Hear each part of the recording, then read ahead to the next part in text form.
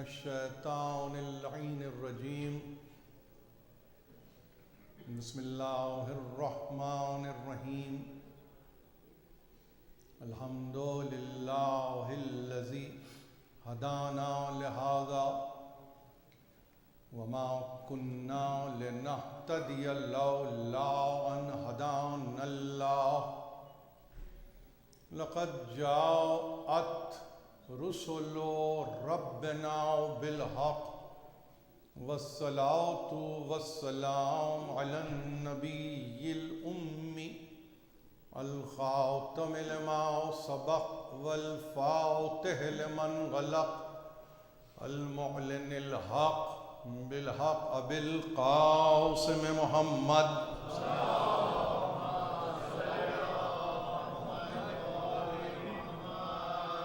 وأہل بیتہ الطیبین الطاہرین المعصومین المظلومین الذین اذهب اللہ عنہم الرجس وطہرہم تطہیرا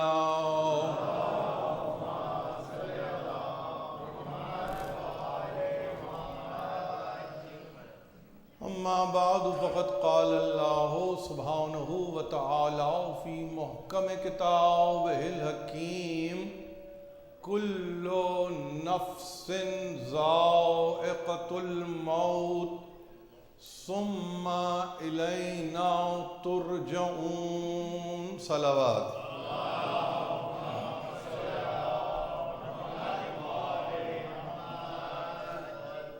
عزیزان محترم، ایصال ثواب کی مجلس جو برسی کی صورت لیے ہوئے ہے، ہمارے لیے نہ صرف یہ کہ محل اعتبار ہے بلکہ موقع عبرت بھی ہے۔ یہ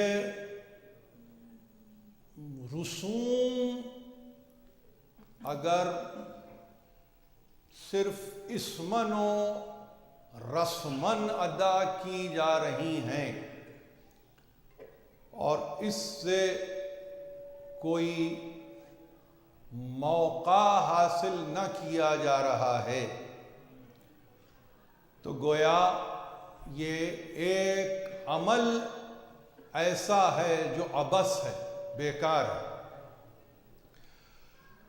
یہ ہمارے پاس تہذیب ہے کہ ہم مرنے والے کا سویم بھی کرتے ہیں، 10واں بھی ہوتا ہے، 20واں بھی ہوتا ہے، اس کا 40واں بھی ہوتا ہے، 6 مہینے پہ بھی مجلس کی جاتی ہے اور سال کے آخر پر بھی ایک مجلس آپ کرتے ہیں۔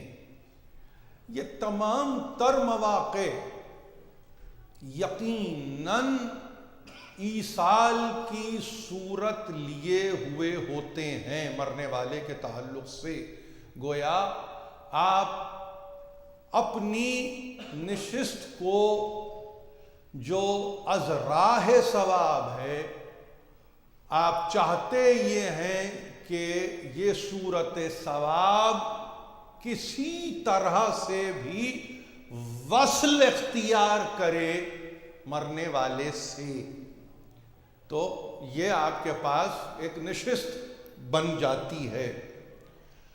ہمارے لیے بہت آسان ہے 50 منٹ کی ایک تقریر کرنا اور آگے بڑھ جانا، لیکن کچھ ایسی پابندیوں کو ان مراسم میں رکھا گیا ہے کہ جس کے نتیجے میں ہم سے یہ کہا گیا، اور آج نہیں قدماء نے کہا، علماء نے کہا، اور اس انداز سے کہا کہ اس طرح کی نشستوں کو مبنی بموعظہ ہونا چاہیے، مبنی بنصیحہ ہونا چاہیے۔ کیوں؟ اس لیے کہ شاید کوئی ایسی نگہ اعتبار پیدا ہو جائے کہ جو فقط معتبر نہ ہو بلکہ وہ نگاہ عبرت بھی بن جائے۔ کوئی اور ہمارے پاس دلیل نہیں ہوتی ہے ایسے مواقع پر سوائے اس کے کہ ہم قرآن کو دلیل کے طور پہ پیش کر دیتے ہیں۔ کلام مجید آپ کے سامنے ہے، جتنی مہم آپ کے پاس آیت ہے نا اِنَّا لِلَّهِ وَإِنَّا إِلَيْهِ راجعون، اتنی ہی اہم آیت ہے جو میں نے سرنامے میں آپ کے سامنے پیش کر دی ہے، اور وہ کچھ نہیں ہے، اختصار سے ایک ایسے عالم کو پیش کیا گیا ہے جسے کبھی کبھی آپ احتضار بھی کہتے ہیں۔ کل نفس ذائقۃ الموت، ایک خف کی علامت ملے گی، رکنا ہے، اور اس کے بعد ثم الینا ترجعون، ہر نفس کو ذائقہ موت کا چکھنا ہے، پھر ہماری طرف اس کو رجعت کرنا ہے، لوٹنا ہے، پلٹنا ہے، آنا ہے، سفر واپسی ہے جو اس تک ہونا ہے۔ یہ ہے وہ کل اثاثہ جو ایک آیت کی صورت میں چھپا ہوا ہے۔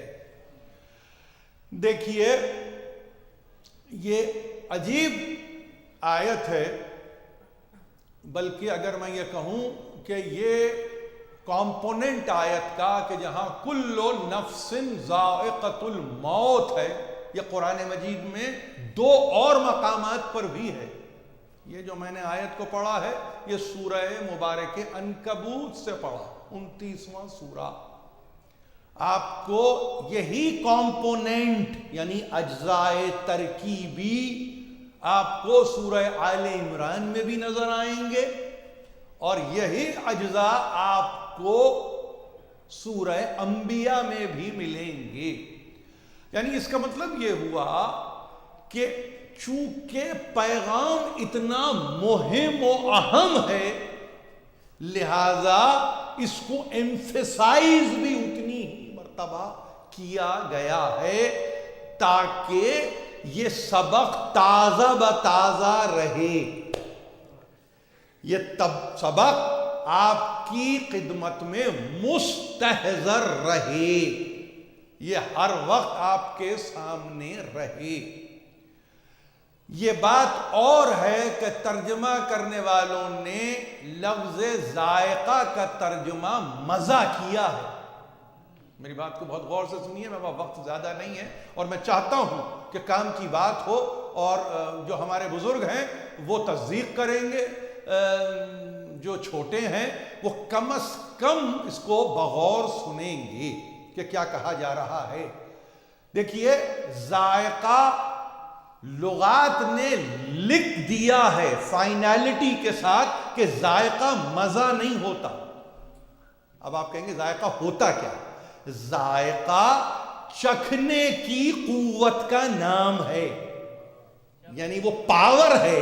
دیکھیے اب اس کی مثال دیتا ہوں آپ کو میں، باصرہ دیکھنا نہیں ہے، دیکھنے کی قوت، سامعہ سننا نہیں ہے، سننے کی قوت، لامسا چھونا نہیں ہے، چھونے کی قوت، شامہ سونگھنا نہیں ہے، سونگھنے کی قوت۔ ویسے ہی ذائقہ مزہ نہیں ہے، چکنا نہیں ہے، چکنے کی قوت۔ آپ سمجھ رہے ہیں؟ ویژن، آڈیشن، olfaction، گسٹیشن، ٹیکٹائشن، یہ 5 حواس ہیں۔ انگریزی میں اس لیے ترجمہ کیا کہ ماحول کو دیکھ کے مجھے بھی کبھی کبھی اس کا یوں سمجھیے کہ اپنے آپ کو چاہتا ہوں کہ وہ بیلنس بھی قائم رہے۔ لیکن ٹیسٹ نہیں ہے، گسٹیشن. آپ سمجھ؟ تو انگریزی ظاہر ہے کہ ایک مستقل زبان ہے، بشرطے کہ استقلال سے اس کو کوئی سمجھنے کی کوشش کرے. اگر اس کو آپ روا روی میں سمجھائیں گے اور سمجھنے کی کوشش کریں گے تو جو اردو اب بولی جا رہی ہے وہ تو آپ کے سامنے ہے. تو انگریزی کا ایسا کیا قصور ہے؟ انگریزی بھی تو اب زبان کی جگہ بولی بنتی چلی جا رہی ہے. اردو زبان ہے مگر بولی کی صورت اختیار ظاہر ہے وہ کر رہی ہے. یہ ایک دوسرا موضوع ہے، اس پر گفتگو نہیں ہے کسی اور وقت کے لیے. تو آپ کے سامنے یہ حواس ہیں. اب آپ یہ کہیں گے حواس نہیں، اب آپ حیران ہوں گے.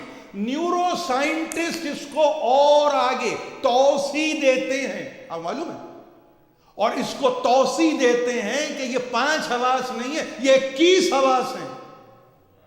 کیونکہ یہ 5 جب ملتے ہیں تو ان میں بھی کوئی یونین کی صورت پیدا ہوتی ہے. کوئی 2 حواس مل جائیں تو ایک یونین بن جائے. تو اس کا پرموٹیشن 21 سینسز تک لے گئے. چھوڑ دیجئے، آپ کے پاس ایکو سائیکالوجسٹ ہیں جو 53 حواس کی گفتگو کر رہے ہیں، اور اس میں وہ جو تقدیم و تاخیر قائم کر رہے ہیں وہ آپ سوچ نہیں سکتے ہیں کہ وہ کہتے ہیں 53 احساسات، 53 حواس ہیں یہ، اور اس کو انہوں نے ڈھالا ہے. بہرحال یہ ہمارا موضوع نہیں ہے. میں صرف ایک لفظ ذائقہ پہ گفتگو کر رہا ہوں. یعنی کیا؟ ہر نفس کو، ہر ذی نفس کو، ہر صاحب نفس کو، ہر متنفس کو ظاہر ہے کہ وہ قوت، میں نے کہا ذائقہ چکھنے کی قوت ہے، مزہ بعد میں ڈیولپ ہوگا. پہلے قوت تو پیدا کرو، پہلے صلاحیت تو پیدا کرو. جب صلاحیت پیدا ہوتی ہے تو مزہ ڈیولپ ہوتا ہے. اسی لیے آج یہاں بچے، اگر ڈاکٹر تو بیٹھے ہوئے ہیں لیکن جو اور پڑھ رہے ہیں ان کو اندازہ ہونا چاہیے، کسی بچے کو کسی غذا سے اگر آپ چاہتے ہیں کہ اس کی نسبت پیدا ہو جائے، بہت غور سے سنیے، یہ اصول بتا رہا ہوں آپ کو. کسی بچے کو اگر آپ چاہتے ہیں کہ اس کی غذا سے دوستی ہو، کسی ایک غذا سے، تو سائنسدان یہ کہتے ہیں، سائنٹسٹ یہ کہتے ہیں، کم از کم 12 مرتبہ اس کو ذائقہ دو. 1 دفعہ نہیں، 2 دفعہ نہیں. یہ سائنس کی دنیا ہے، اس میں عدد کی کوئی اہمیت نہیں ہے. لیکن چونکہ انہوں نے 12 لکھا تو میں نے 12 بیان کر دیا. سائنس کے پاس عدد کی کوئی اہمیت نہیں ہے. سائنس تو کہتی ہے کہ ہم کو پروف کرنا ہے. اب اس میں جتنے بھی مراحل سے گزر جائے سائنس، اس کو تو ثابت کرنا ہے. یعنی اس کا مطلب یہ کہ وہ اپنا کوئی لمحہ باقی نہیں رکھتے جب تک کہ پوری طرح سے یہ قابلیت نہ حاصل ہو جائے کہ ہاں یہ شے ثابت ہے. پورے، یعنی وہ ایگزاسٹ کرتے ہیں اپنے تمام ریسورسز کو، تب کہتے ہیں کہ ہاں یہ ہے یا یہ نہیں ہے. تو کبھی کبھی بچہ اگر کسی خاص غذا سے منہ موڑے تو کبھی نہ گھبرانا. وہ 1 دفعہ میں طے نہیں ہوگا، وہ 3 دفعہ میں طے نہیں ہوگا. اس کو کم از کم 12 مرتبہ سائنس نے کہا. یہ 12 مرتبہ جب تک اس کو ایک ہی غذا متواتر، مسلسل نہیں کہہ رہا ہوں، متواتر، فرق ہے، مسلسل نہیں، نفرت ڈیولپ نہیں کرانا ہے، متواتر، ان کنٹینویشن. کنسسٹنسی تو اپنی جگہ رہے گی مگر کنٹینیو کرو. ایک دن چھوڑو پھر دو، پھر دے کے دیکھو. یہ 12 مرتبہ کے عمل سے گزرے گا بچہ تو تب کہیں جا کے اس کا ایک رابطہ پیدا ہوتا ہے کہ جس کے نتیجے میں وہ شے جو اس کے جسم کے لیے مناسب ہو، روح کی گفتگو نہیں ہے. تو اب جب آپ کو یہ معلوم ہو گیا کہ ذائقہ بعنوان قوت ہے، قوت ہے اس حس کی، یعنی پرسیپشن کا وہ سینس جس میں فقط زبان شامل نہیں ہے، زبان اپنے تمام تر اثرات کو دماغ تک پہنچائے اور اس کے بعد دماغ سے اس کی اپروول لے اور اس کے بعد یہ کہے کہ ہاں یہ میرے زبان پر مزہ جچتا ہے۔ یہ تو ہے زندگی۔ قرآن کسی سائنس کے نہ تھیورم کا محتاج ہے، نہ کسی ایکویژن کا وہ منتظر ہے۔ قرآن جب گفتگو کرتا ہے تو اس میں ہمیشگی ہے، اس میں دوام ہے، یعنی روز اول بھی یہی قانون رہا ہے، روز آخر تک یہی قانون رہے گا۔ یہ ہے قرآن۔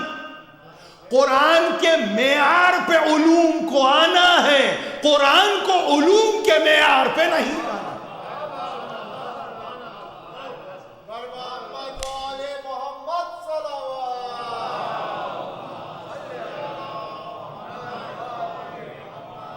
اب ذائقہ اگر کسی ایسی قوت کا نام ہے کہ جو آپ میں اس لطف کو پیدا کر دے، بہت غور سے سنتے جائیے، کہ جس کے نتیجے میں رغبت بھی نظر آئے اور رجحان بھی نظر آئے، آپ سمجھ، یہ قوت ہے، یہ قوت کا نام ہے۔ یعنی اس کا ابھی میں نے کیا کہا، ابھی ٹیسٹ آپ جس کو مزہ کہہ رہے ہیں نا، مزہ انتہا میں ہے۔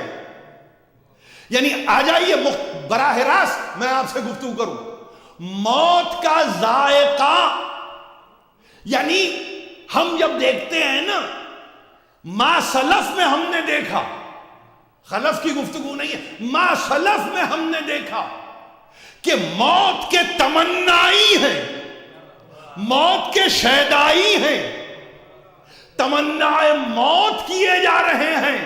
ارے وہ بھی گزر گیا، احد اس کو لے گیا، موتا میرے بھائی کو لے گیا، مگر میں یہاں منتظر ہوں امیر المومنین۔ یعنی جس کو انتظار ہو، اس کا مطلب یہ ہے کہ وہ تمنائی ہے، اس کا مطلب یہ ہے کہ اس میں وہ قوت ہے۔ بہت غور سے سنیے، کتنے ایسے ہیں جو اس موت سے بھاگتے رہے، اور کتنے ایسے ہیں جو موت کو گلے لگانے کے لیے آمادہ رہے۔ تو بھاگنے والے میں سمجھیے کہ وہ چکنے کی قوت ہی نہیں تھی، مزہ کہاں سے ڈیولپ ہوتا؟ اس کو علمی سطح پہ رکھیے، اس مسئلے کو اس سطح پہ لا کے نہ دیکھیے جس کے نتیجے میں آپ یہ کہیں گے یہ سب برابر اس لیے ہوتے ہیں کہ تمہارا علم محدود ہے۔ اگر اپنے علم سے بڑھ کے کسی دوسرے کے علم پہ بھروسہ کرو، اور وہ دوسرا کوئی دوسرا نہیں ہے، وہ قرآن مجید ہے، تو وہ یہ کہہ رہا ہے کہ یہ ڈیولپ ہوتا ہے، قوت جیسے ڈیولپ ہوتی ہے۔ ناتواں کمزور کو کہتے ہیں، پیدا انسان ضعیف ہوا، قرآن کی اصطلاح میں ضعف، اس کے بعد ہم نے اس کو تنومند کیا، ہم نے اس کو برومند کیا، ہم نے اس کو عقل مند کیا، اور پھر اس کے بعد ایک مرتبہ ضعف کی منزل پہ لے آئے، مگر اس ضعف میں اس کا ایک اور کیفیت جس کا نام رکھا شیبہ، یعنی کیا مطلب، ہم نے اس کو بڑھاپا عطا کیا۔ تو اس کا مطلب یہ ہوا کہ ہم نے اس کو منزلوں سے گزارا، قوت دی، توانائی بخشی، اس کے بعد ہم نے دیکھا کہ قوتوں کا استعمال کیسے کیا، اور جب قوتوں کا استعمال اتنا میچیور کر لیا اور اس لیول پہ کر لیا کہ جہاں ہم مطمئن ہو گئے، تو ہم آہستہ آہستہ ہم نے ان قوتوں کو واپس لینا شروع کیا۔ وہ قوتیں واپس لینے کا مطلب یہ نہیں تھا کہ ہم نے اس کو ڈسمس کر دیا، نہیں، بلکہ ہم نے اس کو بزرگی کی اس منزل پر لے کے جانا شروع کیا کہ جہاں پر ہم نے یہ چاہا کہ اب اس کی قوتیں اس کی بزرگی میں سمٹ آئیں، وہ دانا بن جائے، وہ بینا بن جائے، وہ عقل مند بن جائے، وہ دنیا کے لیے کارآمد ہو جائے، اس کی ناتوانی کو اب جسمانی توانائی سے میجر نہیں کیا جائے گا، اب اس کا اسکیل ہی بدل گیا، اس کا میزان ہی بدل گیا، اس کا بیلنس ہی بدل گیا۔ تو کیا معلوم ہوا آپ کو؟ آپ کو معلوم یہ ہوا کہ دینے والے نے قوت کو رکھا ہے، مگر اس کے ساتھ ایک لفظ ہے استعداد۔ بہت غور سنیے، استعداد از ایکول ٹو کا نشان لگائیے، اس کے لیے دوسرا لفظ ہوگا ذوق۔ ذوق نتیجہ ہے ذائقے کا۔ آپ کہتے ہیں مجھے ان کا ذوق ہے، یہ ذوق کا مطلب یہ ہے کنفرم کر رہے ہیں آپ اس قوت کو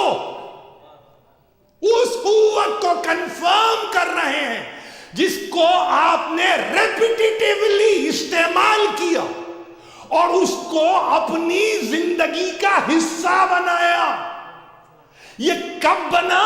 اس کا مطلب یہ ہوا سمجھنے والوں کے لیے، اگر وہ سمجھ پائیں کہ ہم نے ہر نفس میں موت کے ذائقے کو رکھا ہے، مگر ظاہر ہے کہ استعداد ہے، ظاہر ہے کہ صلاحیت ہے، ظاہر ہے کہ اس کی طبیعت ہے، ظاہر ہے کہ اس کی فطرت ہے، جتنا وہ اس کو مضبوط کرے گا اس قوت کو، اتنا اس کو اس سبجیکٹ سے دلچسپی پیدا ہوتی جائے گی، نہیں بڑھتی چلی جائے گی۔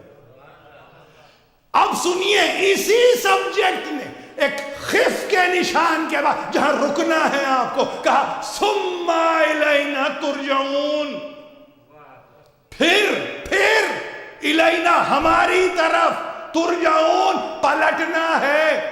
تو کیا لے کے پلٹنا ہے؟ خالی ہاتھ آئے تھے، خالی ہاتھ چلے گئے، ہوگا محاورہ، ہوگا محاورہ۔ خالی ہاتھ آیا مگر تقدیر کے ساتھ آیا، اور جو تقدیر کے ساتھ آتا ہے اس کو عقل دی تاکہ تدبیر پیدا کرے۔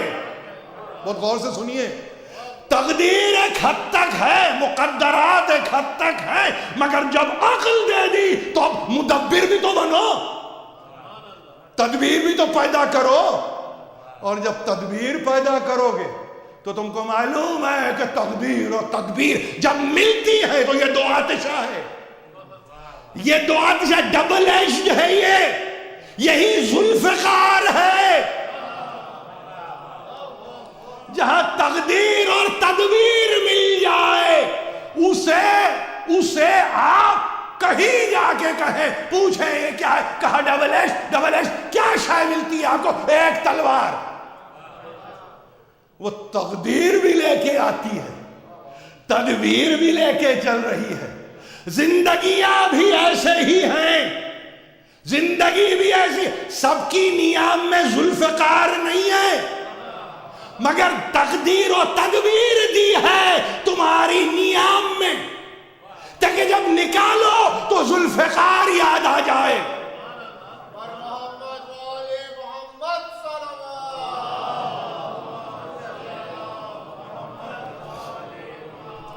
کیا لے کے پلٹیں گے؟ کیا لے کے پلٹیں گے؟ کیا لے کے آئیں گے؟ خالی ہاتھ اور پھر خالی ہاتھ۔ ارے یہ خالی ہاتھ اور پھر خالی ہاتھ وہاں ہے جہاں امارت پیش نظر ہے، دولت پیش نظر ہے، لیکن یہاں دولت اور امارت کی گفتگو نہیں ہے کہ سکندر کا ہاتھ کفن سے باہر تھا، خالی سے ہاتھ گیا۔ ارے اس لیے وہاں کچھ اور بتلا رہے ہیں، وہاں کچھ اور بتلا رہے ہیں۔ یہاں یہ کہہ رہے ہیں نہ تم اس طرح سے آئے نہ تم اس طرح سے آؤ گے۔ بہت غور سے سنیے میری بات، اس طرح سے نہ تم آئے ہو نہ اس طرح سے تم آؤ گے۔ ہم نے تمہیں صاحب تدبیر بنایا ہے، اور جب ہم مالک تقدیر ہیں اور تم صاحب تدبیر ہو تو کچھ ایسی چیزیں تو لاؤ کہ جس کے نتیجے میں پھر رجعت جب تمہاری طرف ہو تو کم از کم تم ایسے نہ دھتکارے جاؤ، نہ ایسے نکالے جاؤ کہ جس کے نتیجے میں تم مایوس ہو جاؤ۔ یاد رکھو، پیدا کر کے بھلا دیتا ہے، یہ اصول ہے۔ تم نے ہمیں یاد نہیں رکھا اس دنیا میں، ہم اس دنیا میں تمہیں یاد نہیں رکھیں گے۔ یہ پیدا کرنے والا اگر کہہ دے کہاں کے رہ گئے، کہاں چلا گیا، پوری زندگی ایک طرف، وہ کہتا ہے پیدا کیا ہے، مگر تم کو جب یاد کرنا تھا کیا تم نے یاد کیا؟ اور جب تم نے جس وقت تم کو یاد کرنا تھا اس وقت یاد نہیں کیا، تو جس وقت مجھے یاد کرنا ہے اب میں تم کو یاد کرنے والا نہیں ہوں۔ یہ ہے محل عبرت۔ یہ مجلس یوں ہی نہیں ہے، رسم نہیں ہے، یہ اسم نہیں ہے، یہ برسی نہیں ہو رہی ہے، یہ سب پر برس گزر رہا ہے۔ مرنے والے پہ برس نہیں گزرا، جو جی رہے ہیں نا ان پہ بھی ایک برس گزرا ہے۔ بس یہ ہے کہ ان کے لیے نہیں کہتے کہ برسی ہو رہی ہے آپ کی، ٹھیک ہے، نہیں کہتے، اس لیے کہ یہ بھی تو عبرت ہے۔ کیوں چاہتے ہو تمہیں کہا جائے ایسے بن جاؤ نا کہ جس کے نتیجے میں دنیا تمہیں یاد رکھے، دنیا تمہیں یاد رکھے، پلٹ کے آنا ہے اس کی بارگاہ میں تو کچھ تو لے کے آؤ، کوئی تو ایسی شے لاؤ جس کے نتیجے میں تمہارا لوٹنا بھی تو شاندار ہو۔ ارے ہم نے بہترین خلقت پہ تم کو بنایا، بہترین فطرت پہ بنایا ہے۔ لقد ہم نے خلقنا الانسان فی احسن تقویم، ہم نے بہترین تقویم پہ پیدا کیا ہے انسان کو۔ تو جس کو بہترین تقویم پہ پیدا کرتا ہے کیا وہ پلٹتے ہوئے بدترین تقویم پہ جاتا ہے؟ نہیں، وہ اپنے وقت کو معین کرتا ہے، اور جب اپنے وقت کو معین کرتا ہے تو وہ نام عمل کو لے کے جاتا ہے کہ جس میں خیر ہی خیر ہو۔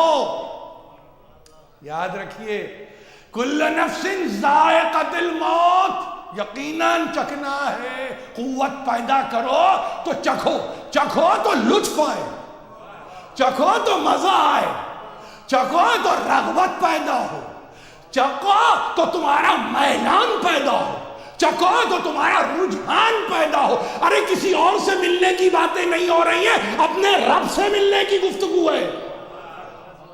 ملاقات کس سے ہونے جا رہی ہے؟ یہاں دنیا کے کسی صدر اور وزیر اعظم سے ملاقات ایک مہینے بعد کی طے ہو تو روزانہ شیشے میں کھڑے ہو کے اپنے آپ کو انسان دیکھتا ہے، لگوں گا کیسے؟ مہینے بھر کے بعد کی بات، اور یہاں پل کی خبر نہیں، تو کتنا تیار ہونا چاہیے انسان کو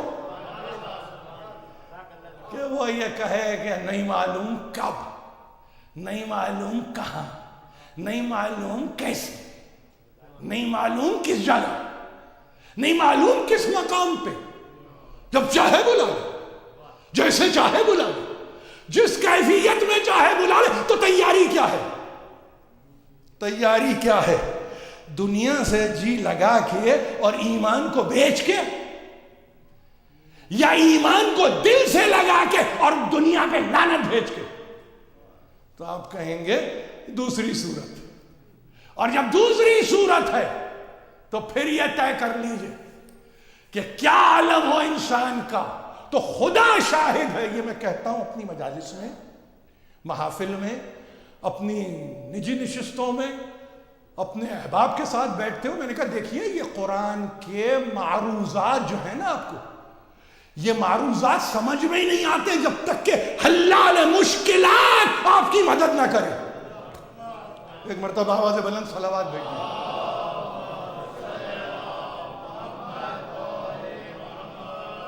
کل نفس ذائقۃ الموت ونبلوکم بالشر والخیر فتنہ وإلینا ترجعون۔ یہ ہے رکھی ہوئی آیت کہاں؟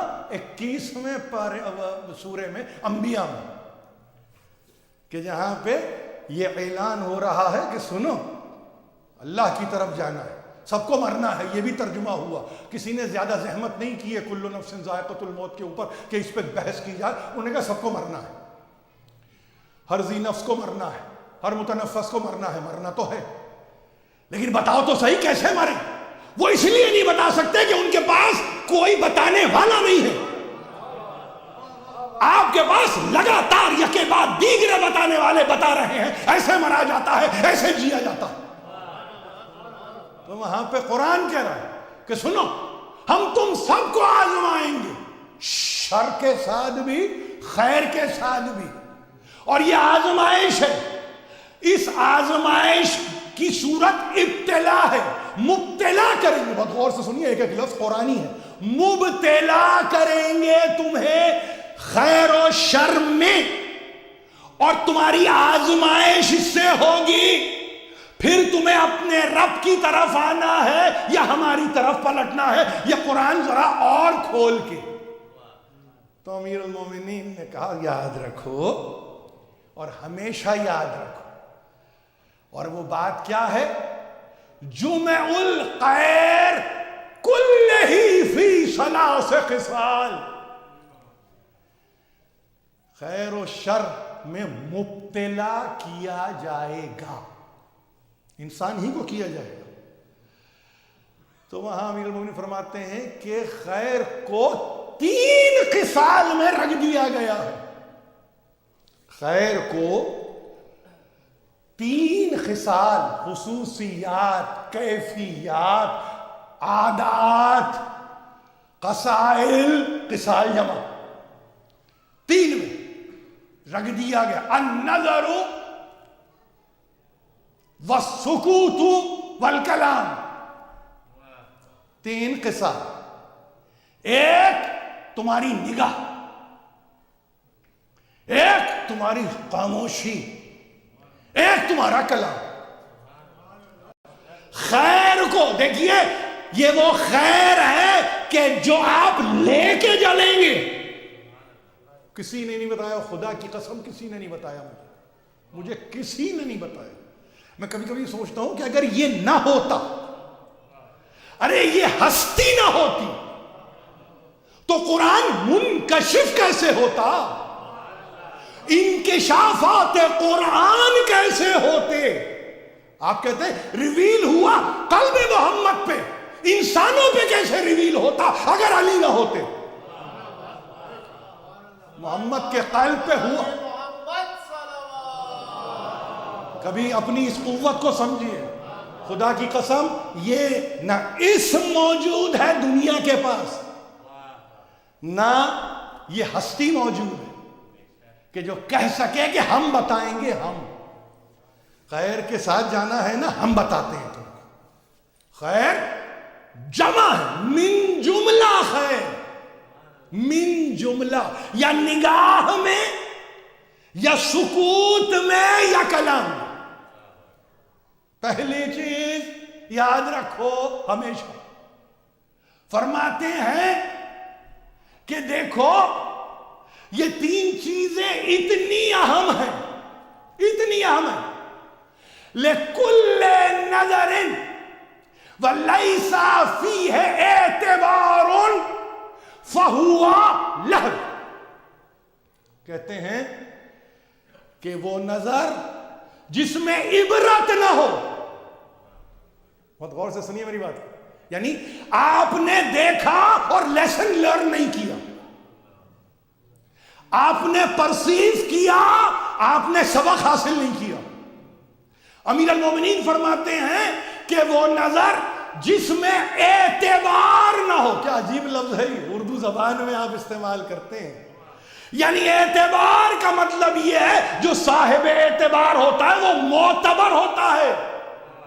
انگریزی میں معتبر کو کہتے ہیں آتھینٹک.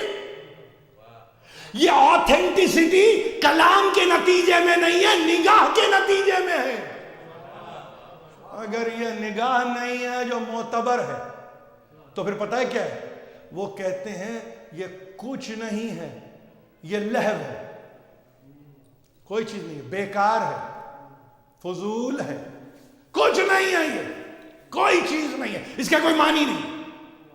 یعنی نظر رکھو تو اس کو اعتبار کے قابل بناؤ، اور اعتبار کے قابل کیسے بنتی ہے کہ اگر زمانے سے عبرت نہ لو، ایک کو گاڑ کے آتے ہو پھر آ کے وہی حرکت کرتے ہو، تو یہ نگاہ عبرت نہیں ہے، یہ نگاہ معتبر نہیں ہے، ایسے شخص کو صاحب اعتبار نہیں کہا جاتا۔ امیر المومنین نے یہ بات طے کر دی، پہلی چیز نظر رکھو تو معتبر نظر رکھو۔ اور سنو دوسری منزل کون سی منزل کہ جہاں سنو وَكُلُّ السُّكُوتِ لَيْسَ فِيهِ الْفِكْرِ فَهُوَ غَفْلَةٌ، اور وہ خاموشی جس میں فکر نمایاں نہ ہو تو وہ خاموشی نہیں ہے، وہ غفلت ہے۔ دوسری چیز یاد آ گئی، آپ رہے گی نا آپ کو، یہ نظر معتبر ہو، فکر غافل نہ ہو، یعنی نتیجہ فکر کا غفلت۔ کیا مطلب؟ سکوت، عالم سکوت۔ آپ کے پاس بڑے آپ کے پاس جتنے بھی کریٹرز ہیں، ایستھیٹکس کو اٹھا کے دیکھ لیجئے، آرٹس کو اٹھا کے دیکھیے، فائن آرٹس کو اٹھا کے دیکھیے، انہوں نے کہا کریشن ہمیشہ آئسولیشن میں ہے۔ جتنی تنہائی اور جتنی خلوت ہے اتنی تخلیق ہے۔ اگر یہ تنہائی اور خلوت کو نکال دیں تخلیق نہیں ہے، کسی بھی سطح پہ تخلیق کو لیں، تنہائی یعنی تخلیقی قوت خلوتیت چاہتی ہے۔ آپ میں جتنی طبیعت میں خلوت ہے اتنی قوت تخلیق ہے۔ نہیں ہے خلوتی طبیعت نہیں ہے، جلوتی ہے، ہر دفعہ کچھ نہ کچھ رہے بس پاس، ایک کراؤڈ رہے، تو وہ کریٹیوٹی کو جنم نہیں دیتی۔ یہ بڑی امیر المومنین نہیں، یہ کوئی اور ہوتا، ارسطاٹل ہوتا، سوکریٹس ہوتا، کویسچن مارک لگا دیتے آپ۔ اس کا مطلب اتنا معتبر ہے، وہ اتنا معتبر ہے بیان کرنے والا کہ مجال نہیں ہے آپ کی آپ یہ کہیں کہ ایسے تخلیق کیسے ہوتی ہے۔ کن فیکون خلوت ہے، وہ اکیلا، یکا، تنہا، فرادا، واحد، احد، صمد، یکتا، یگانا وہ ہے، اور خلق تخلیق کیے جا رہا ہے، مسلسل تخلیق ہے، یہ کریشن ہے، اصول ہے۔ تو اب اگر سکوت میں فکر نمایاں نہ ہو، اور اگر فکر نمایاں نہیں ہے تو اس کو پھر سکوت نہیں کہتے، اس کو کہتے ہیں یہ غافل ہے۔ اور اسی طرح کہا سنو کہ کل کلامہ لیس فیہ ذکرا فہو لغو، یہ تیسری منزل۔ ہر وہ کلام جس میں ذکر معبود نہ ہو وہ کچھ نہیں ہے سوا لغو کے، بےہودہ گفتگو کے۔ اب آپ کیا سمجھے ذکر خدا سے کہ میں آ کے آپ کو 5 وقت کی نمازوں کے بارے میں تذکرہ کر رہا ہوں، میں آنے والے رمضان کے تعلق سے متنبہ کر رہا ہوں، میں اس میں پڑھے جانے والے قرآن کی طرف اشارہ کر رہا ہوں، میں قضائے عمری کی طرف آپ کی توجہ مبذول کرا رہا ہوں۔ ارے نہیں، تمہارا چلنا پھرنا، اٹھنا بیٹھنا، سونا جاگنا، وہ سب کا سب خداوند عالم کے لیے ہو تو نہ وہاں معاش مصیبت ہے نہ معیشت مصیبت۔ بیٹھتا ہے آدمی جا کے روزی کمانے کے لیے جب اپنی کرسی پہ، تو وہ جب جس حق کا احترام کرتا ہے، حق اولین، وہ خود عبادت ہو گئی، نماز نہیں پڑھی گئی، روزہ نہیں رکھا گیا، کرسی پہ بیٹھے اس کے حق کو تسلیم کر کے کہ میرا رزق دینے والا وہ ہے، کوئی اور نہیں ہے، ہو گئی عبادت۔ یہ تو ایک مثال ہے، بچے اور اس سے مثالیں بنائیں گے، نکالیں گے کہ میں کیا کہنا چاہتا ہوں، تو وہاں یہ کہہ دیا کہ سنو وہ کلام جس میں ذکر نہ ہو، کوئی اور لفظ استعمال کرتے ہو، میں کوئی اور لفظ استعمال کرتا ہوں، لغو ہے. آپ کو پتا ہے لغو کسی اور چیز کو نہیں کرتے، بےہودہ. اب بےہودہ کیا چیز ہے؟ یعنی ایسی گفتگو جو کسی ہدایت کے بغیر ہوئی ہو، وہی تو بےہودہ گفتگو ہے، لغو ہے. آپ انگریزی میں اس کا ترجمہ کریں گے ایبسرڈ، لیکن ایبسرڈیٹی محمل ہونے کو تو بتائے گی، لیکن وہ یہ کہے گی کہ ٹھیک ہے تمہارے لیے محمل مگر میرے لیے استفادے کے قابل نہیں. لغو ہے، عبث ہے، بیکار ہے، غصہ ہے، کچرا ہے، گاربیج ہے. یہ ہے اس کا صحیح ترجمہ. آپ غلاظت میں جا کے طہارت کو نہیں چنتے، آپ خباثت میں جا کے نجابت کو نہیں پسند کرتے. آپ سیادت کو کہاں پسند کرتے ہیں؟ جہاں طہارت ہی طہارت ہو، جہاں عفت ہی عفت ہو، جہاں عصمت ہی عصمت ہو، کسی اور جگہ پہ نہیں. اور کہا کہ سنو یہ تین جو قصائل ہیں نا، بلکہ قصال ہیں، انہوں نے استعمال کیا لفظ قصال تحف العقول میں. تو یاد رکھو کہ پھر ایسا آدمی کیا کرتا ہے؟ وَبَكَى عَلَىٰ قَطِيَّتِهِ. وہ فقط یہی نہیں ہے کہ وہ صاحب نظر ہے یعنی معتبر ہے، وہ اگر صاحب سکوت ہے تو اس کا مطلب صاحب تفکر ہے. وہ فقط ایسا نہیں ہے کہ صاحب کلام ہے تو صاحب ذکر ہے، بلکہ اس کو دیکھو گے تو دیکھو گے کہ وہ اپنے گناہوں پہ روتا ہوا نظر آئے گا. اور آخری جملہ وَأَمِنَ النَّاسَ مِنْ شَرِّهِ. دیکھیے آپ سمجھے، یعنی ایک ہی طرف سے، ایک ہی سمت سے، ایک ہی جگہ سے خیر بھی ہے شر بھی ہے. ایسا نہیں ہے کہ انسان اگر خیر ہے تو اس میں شر کی قوت نہیں ہے بالکل ہے، موجود ہے، مگر چونکہ وہ خیر کو سمیٹ چکا ہے، اپنے گناہوں پہ نادم ہو چکا ہے، اس کا اظہار رونے سے کرتا ہے. تو اب یاد رکھے دنیا کہ ایسے انسان سے امان ہے. امن الناس من شرہ، اس کے شر سے انسانوں کو امان ہے.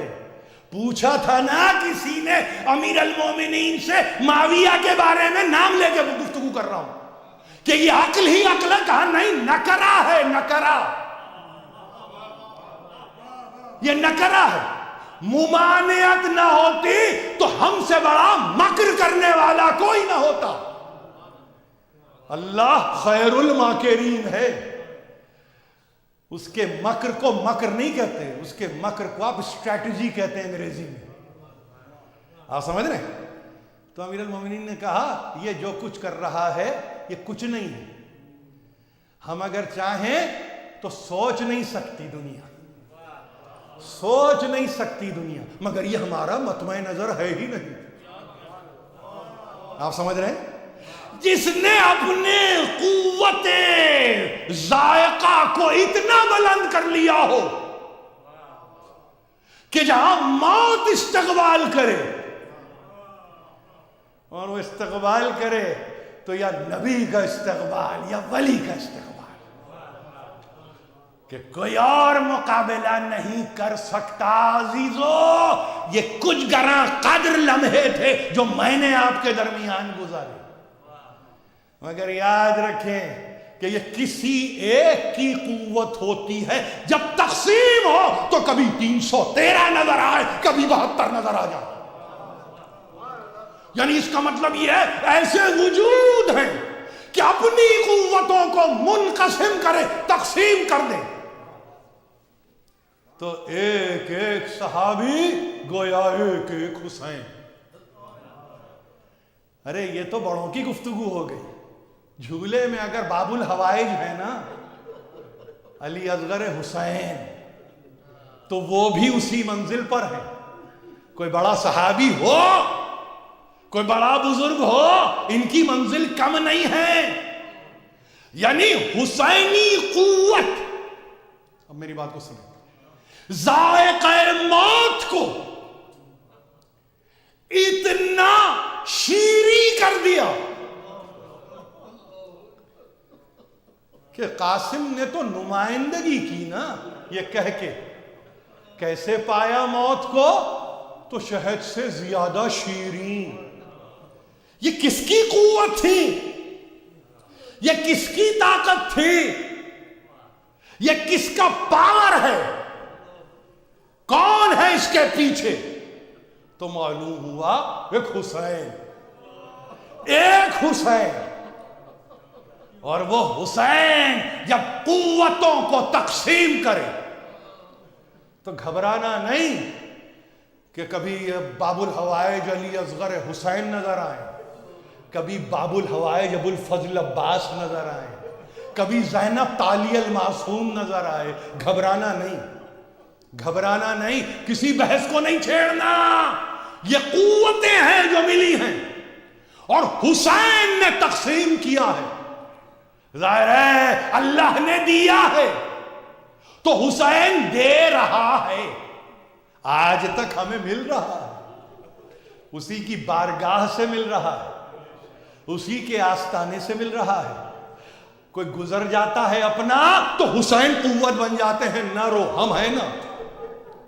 کوئی مر جاتا ہے اپنا تو پھر ہم نہیں روتے، اس لیے کہ میرے مولا کہتے ہیں ہم پہ رو۔